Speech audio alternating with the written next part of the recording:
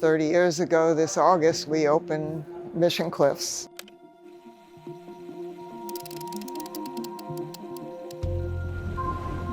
Climbing was not considered a sexy sport 30 years ago. We thought of climbing as a fun alternative fitness. It causes us to focus, and I think there's also a humility. There's always someone who can climb something that's really hard for you or impossible and make it look really easy. I think that creates a bonding element to the sport. At the time, I thought that we were going to run one gym. I never expected we would be significant in the market. I figured we might have a gym, if we're lucky, 2.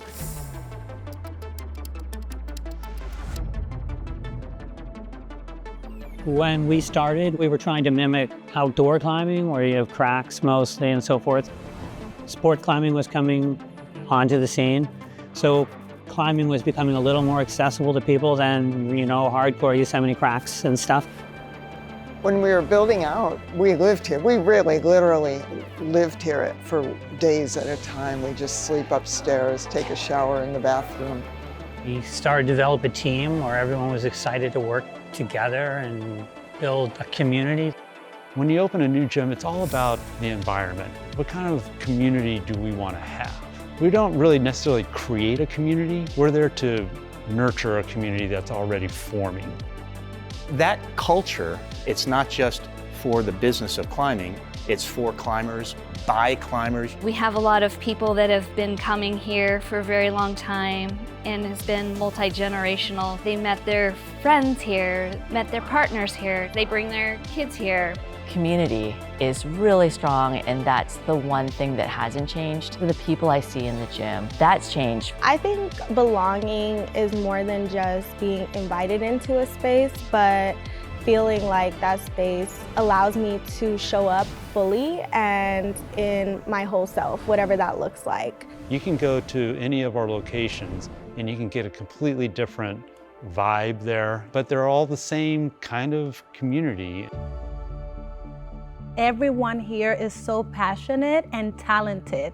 Everyone has their own unique creative ideas, and we are encouraged to bring them to everything that we do.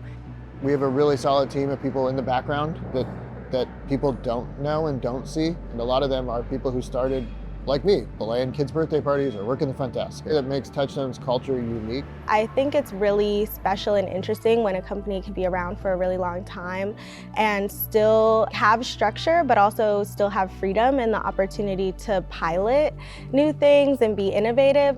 Before, we were a climbing gym with a bouldering component to work on technique for climbing. But then bouldering became its own thing. Staff came to us and said we were missing the boat. So therefore we opened up Dog Patch, first bouldering only climbing gym in the city, to get to the next level in our business and in climbing. And what it has done is allowed us opportunities in other areas such as LA. We were always looking for height in buildings. LA does not have a lot of buildings with height, but because of bouldering, we were able to get into the LA market. After we were several gyms into it, the problems ended up at our house. So I could get a pretty pessimistic view of how everything was going. And then I go in, I start to talk to some of the people, and it just changed my attitude. They had such a different view of the company. The members has evolved, fitness is always changing. Like, we're constantly changing the gyms to adapt to whatever the demand is. A lot of the things that we're doing seem like what all the gyms now are doing. But when we first started doing them, we were the first. And I think it's really special. Growing how we've been growing, it's been a big challenge. We are the original sort of climbing gym chain, which it's never really felt like that to work here. One of the things that Touchstone's done recently, which was convert to a public benefits corp, we're saying we remain committed to climbing, not just because it makes money, but because we appreciate what it stands for. When a business serves all of its stakeholders, its staff, its customers, the community, and its shareholders, we will be better long term. And I think Touchstone, because we are a benefit corporation now, will continue to influence the broader feeling of other gyms, at least the independent gyms. You know, having gone to other climbing gyms is what I think sets Touchstone apart. Is as big as it doesn't feel like a big monster. It's still family-owned business. A lot of what used to be gym chains that were started around the same time as Touchstone are now run by a private equity firm. And I'm really proud that Touchstone has remained independent. We're still run by people who are passionate about climbing.